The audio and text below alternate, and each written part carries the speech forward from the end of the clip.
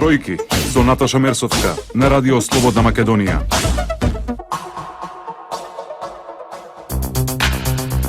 Добар ден, ја слушате економската емисија Бројки на Радио Слободна Македонија. 15 мај заврши мандатот на градоначалниците. Дали во моментов општините се блокирани, ќе разговараме со мојот гостин, градоначалникот на општина Карпош, Стефче Акимовски. Најнапред да ги слушнеме најважните настани од областа на економијата оваа недела. Уставниот суд вчера донесе конечна одлука. Субвенциите може да се исплаќаат. Земјоделците треба уште да почекаат одлуката да излезе во службен весник, пошто нема веќе да има никакви законски пречки да си ги добијат парите. Прво ќе се исплаќаат субвенциите за 2015 година, а потоа и дел за 2016. Од Министерството за финансии посочија дека парите се обезбедени. И покрај бројните притисоци во вид на шпекулации дека Министерството нема средства да ги исплати субвенциите, Министерството истреја испочитува законската регулатива. Штом Уставниот суд ја донесе конечната одлука во среда и ја објави официјално, финансии ќе пристапи кон исплатата на субвенции. Државниот јавниот долг се уште се на одржливо ниво. Според аналитичарите, простор за нови задолжувања има, но само ако парите се трошат за продуктивни проекти. 47,8% на јавен долг, а во најлошо сценарио се движи до 51%, тогаш имаме уште некои 4% од БДП простор кој што може да го користиме. Овој простор може да се променува, може да се зголемува или да се намалува. Една од препораките е исто така и да се отвори широка јавна расправа за кои се приоритетните капитални инвестиции, растот на тековните трошања за плати во јавната администрација, социјални трансфери и пензии треба да се усогласат најмногу со растот со номиналниот раст на економијата, но не во поголеми од потенцијалот на економијата. Младите до 29 години можат да аплицираат на огласот за бесплатни обуки за предприемништво, кои се спроведуваат преку Агенцијата за вработување. Со мерката ќе бидат опфатени 950 лица, а парите за обуките и изработка на бизнис плановите се обезбедени од европските фондови. Значи, ова е можност отворена, каде што не е врзано со конкретна мерка и се отворат повеќе можности. Значи, грантирање 4000 евра, кредит 7000 евра или пак кредит во комерцијална банка која што ќе учествуваат самите тие. Енергетските компании ги доставија пресметките за направените трошоци изминатата година. Од Евана прикажале зголемени трошоци, што значи дека ќе бараат корекција на цената на струјата нагоре. Од државната компанија Илем велат дека не бараат зголемување на цената на електричната енергија. За нив прифатливо е таа да остане непроминета. Интервентниот увоз кој го направија во зимскиот период поради зголемената потрошувачка ќе го покријат со продажба на вишоци на струја на странските берзи кога цената ќе биде повисока. Нема да бараме зголемување на цената и покрај тоа што на почетокот на годината купивме скапа струја, потоа купивме ефтина струја, извезовме јануари, ноември, декември, ќе се обидеме да го направиме истото тоа во периодот до јуни месец. Од МЕПСО пак велат дека за нив законскиот рок истекува крајот на мај. Тогаш ќе ги достават пресметките, но не откриваат какви трошоци ќе прикажат. Регулаторната комисија крајот на јули ќе одлучува дали од август ќе има промена на цената. А цените на становите нема да паѓаат. Може да се очекува благ пораст, затоа што се вградуваат се поквалитетни и енергетски ефикасни материјали, велат градежниците. Пазарот го оценија како стабилен. Доказ за тоа и последниот извештај во кој стои дека има се поголем број на нови одобренија за градба, но предвидуваат, ако политичката криза продолжи и градежниот сектор кој е двигател на економијата ќе биде загрозен. Доколку има непродадени станови, пазарната логика на сите бизнисмени тука што се присутни е дека нормално нема да градат во иднина, нема да барат. Последниот податок е дека има огромен број на одобренија за градба издадени во последниве денови, меѓутоа и квартално, што значи дека самите инвеститори продолжуваат да градат. Каде е пазарната логика на секој од нас да градиме доколку не продава? Градежниците стравуваат ако не се реши кризата дека ќе бидат принудени да отпуштаат вработени. Сакале, не сакале, се чувствува. Затоа што кај мене се чувствува, немам храброст да почнам нови инвестиции, затоа што некои работи порано што може да бидат за 3 дена, сега треба со месеци да се чека. А вие знаете што тоа значи. А тоа значи, ако има во овој момент 400 вработени, ако не се надмине политичката криза, не 400, нема да останат ни 40. Едногодишниот проект Македонија вработува со кој државата ги покрива придонесите за невработените лица, истекува на 27 јуни. Надлежните апелираат работодавачите да побрзаат и да аплицираат што поскоро. Ова законска можност ќе заврши, бидејќи има ограничено време траење, да ги потсетиме дека можат да искористат и нели од секојдневните обврски кои што ги имаат, да им укажеме дека имаат кратко време за да дојдат и да аплицираат, да не се случи да по истекување на можноста некој од неинформираност за роковите и за условите да остане неискористено или некое работно место да биде неотворено. Да слушнеме малку музика, а потоа ќе разговараме со градоначалникот на општина Карпош Стефчо Екимовски. Бројки со Наташа Мерсовска на Радио Слободна Македонија. Како што претходно најавив, гостин во емисијата Бројки градоначалникот на општина Карпош Стефчо Екимовски. И Екимовски, ви благодарам за издвоеното време во гостување во Радио Слободна Македонија. Драго ми е што сум ваш гостин денес. Ви благодарам. 15 мај истече мандатот на градоначалниците. Може ли да ни кажете како функционирате сега? Па добро, на работа. Нормално дека одиме, граѓаните оние потреби што ги имаат, било да се работи од советодавен карактер или апликации кои што поднесува за издавање градежни дозволи, за издавање на изводи од урбанистички планови или било какви писма, значи архивата комплетно работи, предмети се решаваат, меѓутоа не може да се стави подпис. Значи ние функционираме комплетно со тоа што не можеме да ставаме подпис. Значи легализација едно друго, предмети се што имаме се подготвуваат. Во моментот кога ќе биде дадена таа согласност за да продолжи мандатот на градоначалниците, значи сето тоа ќе биде сработено со тој датум. Значи имаме застој во оној дел што значи дека постапки за издавање на градежни дозволи тие завршуваат, меѓутоа на пример постапки за јавни набавки, постапки за изградба на улици, на тротоари, на фасади. Еве сега летно време требаше да почнеме градинка во Бардовци, треба да почнеме градинка во Тафталиџи и така натаму сите тие тендери ни застана. Училиште горе во Горно Нерези не можеме да го распишеме тендерот бидејќи не можеме во ова состава да распишуваме тендери. Значи практично имаме застој, меѓутоа на пример ние сме со редуцирани ингеренции досега бидејќи дел од ингеренциите ги делиме со градот Скопје. Например, како што веле Штип Прилепитола, они ги имаат и нашите ингеренции од скопските општини и ингеренциите на градоначалникот на Скопје. Што значи дел од ингеренциите на градоначалникот на Скопје исто така оние што продаваат, купуваат земјиште, станови, имоти така натаму не може да се врши формално да се стави подпис на пресметката данок на продажба на имоти. Таму не може тендери. Градот Скопје секоја недела дотира средства до јавното градско сообраќајно претпријатие за да може тоа нормално да функционира, што ќе влегува во долгови. Сите оние донации што ги имаме до граѓани, сиромашни граѓани, што им помагаме и така натаму, сето тоа е запрено.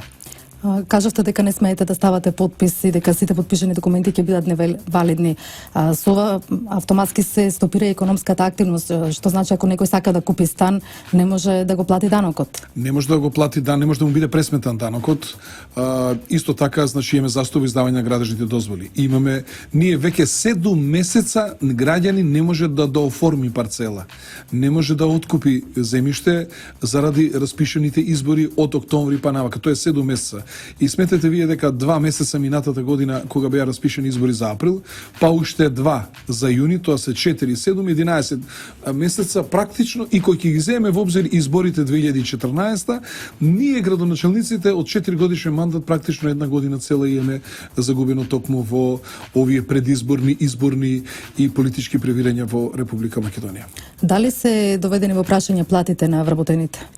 Да, доведени се во прашање платите, бидејќи ние, јас како градоначалник не можам да ставам подпис на платниот список и платните налози за вработените во општината и исто така не можам да ставам подпис на блок трансакциите, парите што стигаат од Министерството за образование до нас, кои што треба стигнат до училиштата и до градинките. Тоа значи дека вработените може да останат без плата и да се затворат градинките и школите? Јас не верувам дека ќе се затворат градинките, меѓутоа вработените ќе треба да го чекаат моментот кога ќе бидат деблокирани општините. Мислам дека тоа е една многу лоша работа. Зошто? Затоа што имаме луѓе кои што живеат со 12.000, 13.000 плюс имаат кредити и ние мора да водиме сметка дека секој доснени од неколку дена на платите на тие луѓе навистина ни представува сериозен проблем во нивната лична екзистенција. Од друга страна сакам да кажам дека ние сме сведоци на едно уставно насилие врз еден атак врз уставот во континуитет. Со тоа што денеска е блокирана локалната самоуправа, практично политичкиот лидершип во Република Македонија изврши насилство, односно изврши суспендирање на уставот. Зошто? Затоа што во член 8 од уставот на Република Македонија стои дека темелни вредности на уставот на Република Македонија се право на собственост, право на религија, право на поделба на власт.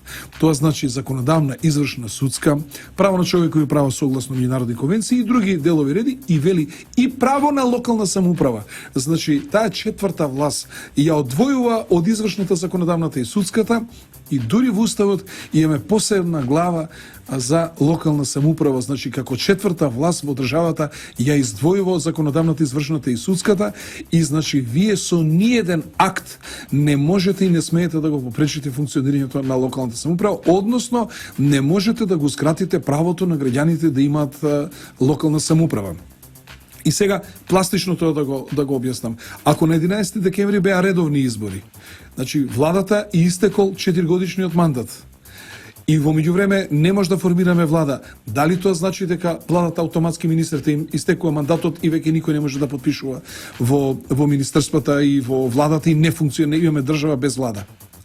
Градоначалникот на општината е исто што и владата. Советот на општината е исто што и собранието.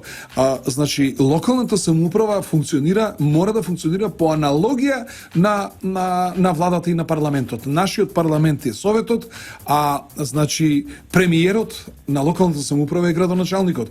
Неговите служби практично, односно раководители на сектори се министрите во локалната влада. И како може по завршување на мандат на локалната самоуправа, а по автоматизам завршува мандатот на градоначалниците, а во исто време не завршува по автоматизам мандатот на владата. Што значи дека тука еден страшен уставен пропуст кој што мора да се коригира и во иднина мора да стои дека мандатот на градоначалникот трае до избор на нов градоначалник, и на мандатот на градоначалникот и на советот. Ако советот не функционира, ако не може да носи одлуки, тоа е повторно штета на граѓаните. Значи ние на седници на совет носиме одлуки, даваме помошти на граѓаните, усвоиме програми на училиштата. Ако советот не функционира, како ќе ги усвоиме во август месец програмите на училиштата за новата учебна 2017-2018? Како ќе се усвојат програмите за екскурзии на учениците?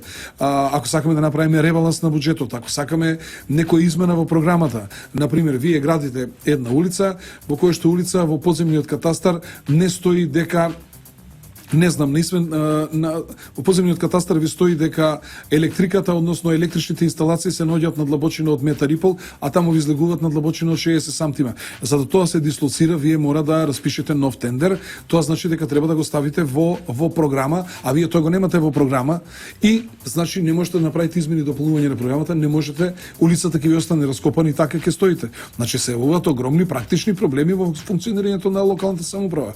А од друга страна, локалната самоуправа решава најобични проблеми на граѓаните со кои што владата на Република Македонија не се бави. Тоа значи улично осветлување, тоа значи реконструкција на тротоари, тоа значи крпење на дупки, градба на улици, фекални, атмосферски канализации, водоснабдување, паркови, оние кои што имаат јавни предпријатија, одржување на хигиена, одржувањето на зеленилото, издавање на градежни дозволи, откуп на земјиште, издавање урбанистички планови. Знаете ли колку граѓани чекаат измени на урбанистичкиот план за да извади градежна дозвола да гради куќа? Има семејства кои што се поделиле, двајца браќа, се ја поделиле куќата на два дела, чека измени во урбанисти. Братот не му дава согласност за да гради, бидејќи заедно стојат или комшија, или роднина, или братучет и така натаму. И со новиот урбанистички план ние практично ги одвојуваме нив на два дела, што значи дека едниот функционира самостојно за да може да извади градежна дозвола. И можете да замислите вие какви проблеми ние им создаваме на граѓаните на Република Македонија. Слушам некои приказни од така наречени експерти, демек битката било градоначалниците за да можеле да им се продолжи мандатот. Јас сметам дека тие што го зборуваат тоа треба да одат во насока зошто ние не ги направиме изборите на 2 јули. Зошто не одиме на брзи избори и да завршиме со локалната самоуправа, значи да биде таа функционална локална самоуправа. Од друга страна сакам да ви кажам дека за целиот овој временски период додека ги имаме овие превирања, додека се од моментот кога ќе се распишат избори до моментот на формирање на влада, ние не смееме да распишуваме тендери, не смееме да менуваме програма, не смееме да правиме ребаланс на буџет, не смееме да продаваме земјиште, не смееме да вршиме дооформување парцели, а сето тоа се одразува врз функционирањето и врз ефикасноста во работењето и решавањето на проблемите на граѓаните. Едно е известно дека во октомври ќе има нови локални избори. Може ли до тогаш? Не бидете сигурни. Сега се договараме октомври, да не дојдеме во октомври да бидеме повторно во иста ситуација. Како кај нас работите стојат, очигледно дека лани се договаравме за избори на 24 април, па се договаравме на 8 јуни.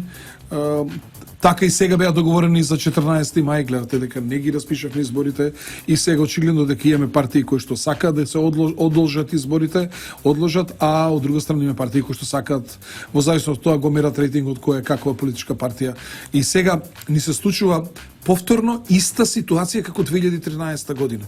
2013 година се сеќавате кога СДСМ не кеше да оди на избори, сакаше да ги бойкотира локалните избори. Кога јас отидов на избори, сам одлучив да одам на избори, што тоа значи? И тогаш сакаше СДСМ да си решава парламентарни проблеми на грбот на локалната самоуправа, што е апсолутно недозволиво. И денеска повторно се случува исто. Значи, нивните крупни политички прашања, парламентарни проблеми сакаат да се разрешуваат преку грбот на локалната самоуправа.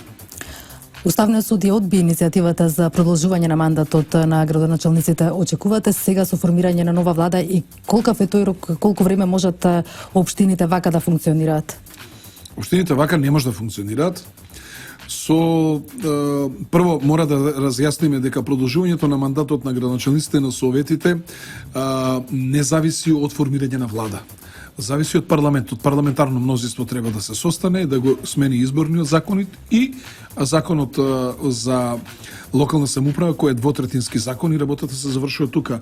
Изборот на влада е сосема друго прашање. Повторно велам дека некој условува продолжување на мандатите на градоначалниците со избор на влада. Повторно кажувам дека значи крупно политичко прашање се обидува да се разреши на штета на локалната самоуправа.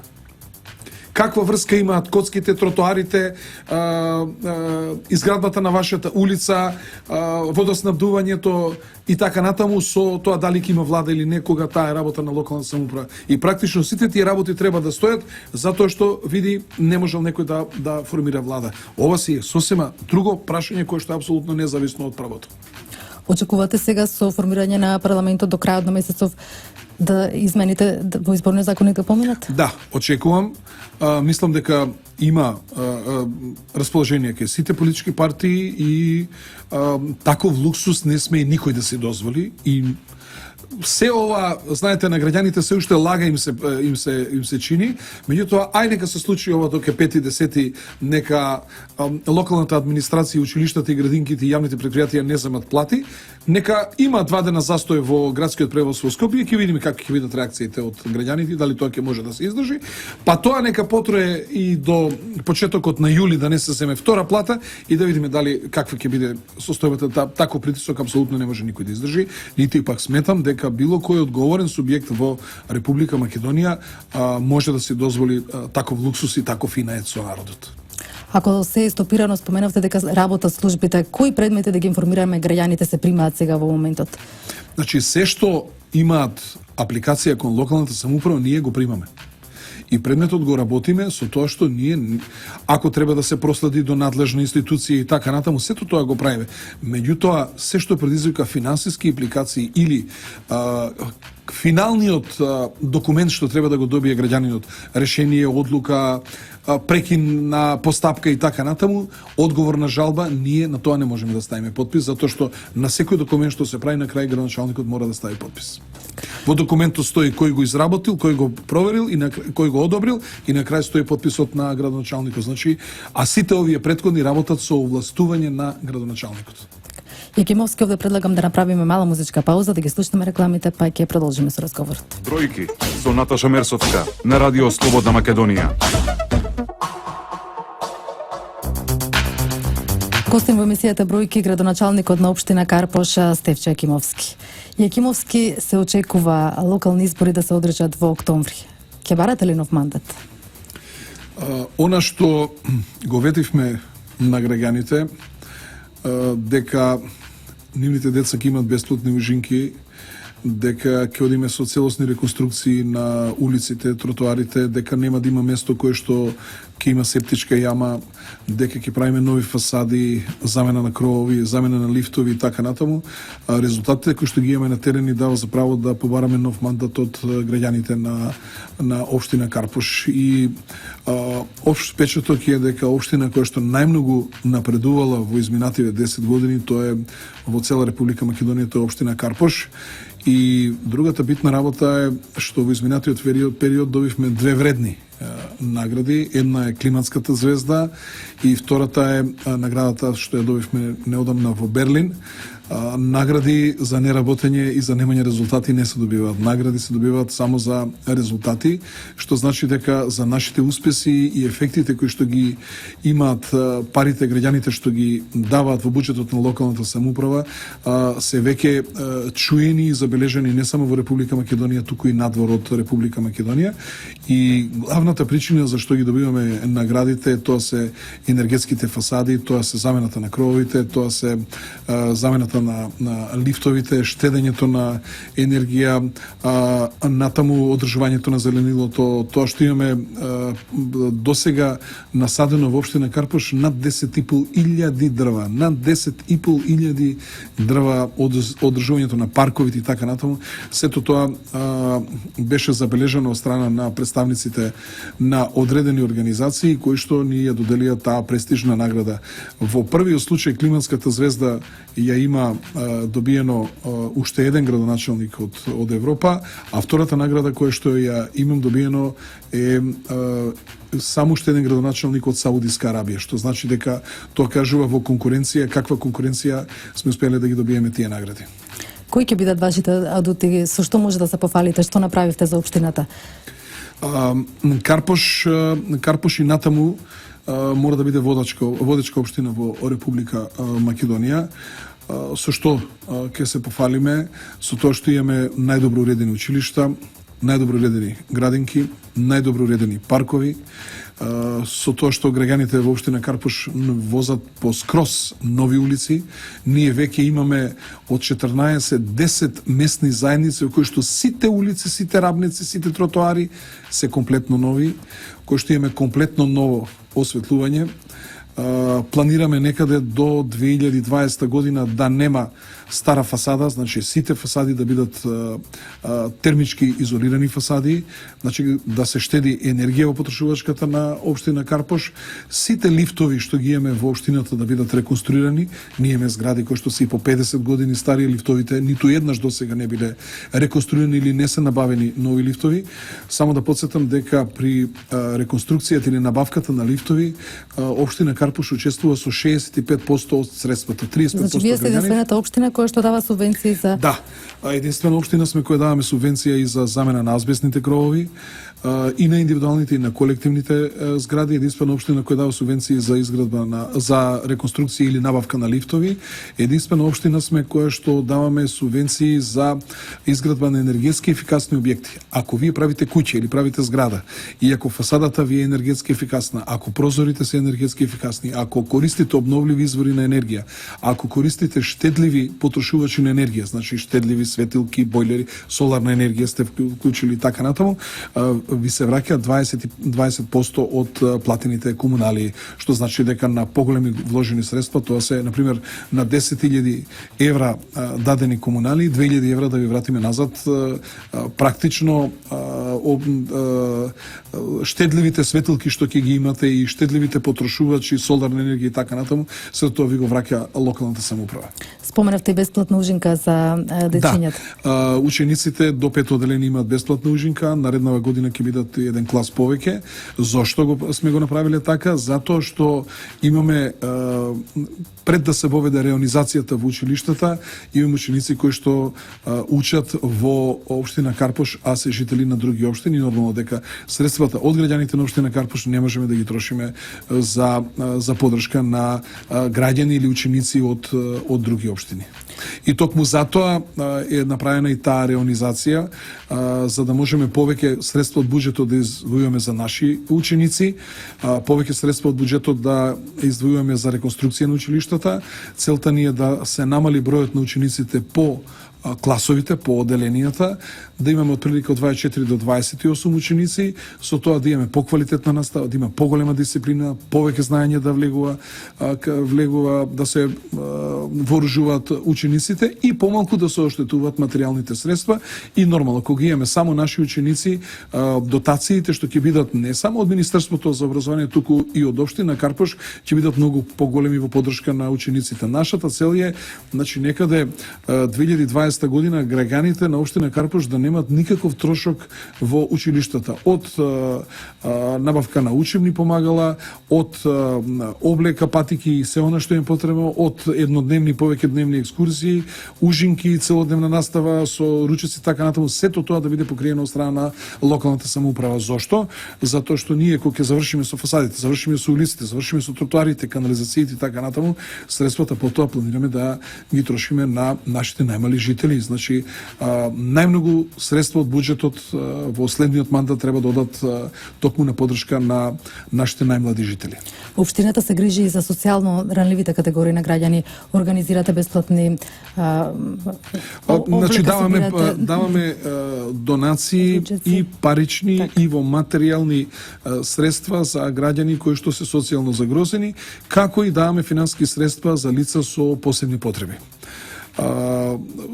Значи имаме акција од Карпош за Карпош, значи од граѓаните на Карпош за своите граѓани, кога собираат одредени материјални средства пред маркетите во општина Карпош. Отприлика собираме од 90 до 120 такви пакети и по еден пакет се дели на секое социјално загрозено семејство. Тоа се случува 3 пати во годината, денот на општината, за Божик и за Великден. Во исто време на пролет и на есен доделуваме материјални средства. Има семејства кои што не може да си платат струја, има средства кои што не може да набават огревно дрво, семејства кои што имаат проблеми со набавка на лекови, кои што има хронични болни и така натаму, значи сето тоа ги даваме поддршка на нашите граѓани. Го поддржувате и спортот? Да. Имаме училишна лига во фудбал, во кошарка, во одбојка, во ракомет, во шах и во пинг-понг. Секој прогласен најдобар играч или најдобар стрелец добива едногодишна стипендија од општина Карпош и победниците, екипите кои што победуваат, исто така добиваат 7-дневна екскурзија надвор од Република Македонија, како и сите оние екипи или поединци кои што освоиле прво или второ место на републичко или било кое друго балканско првенство. Тука морам да кажем дека најголем дел од средствата ги даваме на нашиот кошаркарски клуб Карпош Соколи, кој што оваа година слави 20 години од своето постоење. Карпош Соколи веќе станува наша гордост. Карпош Соколи успеа, што е невообичаено. Вообичаено секој нов што влегува во Јадранската лига да најчесто испадне од лигата. Тоа се очекуваше од Карпош Соколи, ние завршиме да го делиме 8-то место и да немавме таа тешка повреда на еден од нашите клучни играчи кој игра на позиција број 3 Зоран Бркич. Веројатно Карпош Соколи ќе го делеше 5-то место во АБА лига. Го освоивме купот. Сега се бориме во финалето со МЗТ 1-1. Првиот надпревар проведи МЗТ со 1 поен, овој пат ние победивме со 11 поени. Утре вечер се игра новиот надпревар, да видиме кој ќе биде нов шампион во кошарка во Република Македонија. Инаку порано тоа место беше резервирано за МЗТ, за Работнички, за Куманово, Фени и така натаму. Кога општина Карпош го превзеде Карпош Соколи, тој беше во 3-та лига. Значи пред 6 години Карпус Соколи беше во трета лига, па втора лига, па 7 место во прва лига, па 5 место во прва лига. Минатата година завршивме како во плејофот како трети и оваа година еве го земавме и во купот игравме минатата година во финале, што значи дека јас ќе ви дам само еден пример. Се враќаме од Сараево и некаде пред Крагуевац, селото Мрчаевци, не запира полиција, сме возеле брзо, ни ги зема документите, кога виде општина Карпуш, веднаш вели, Карпуш Соколи и така натаму започнуваме.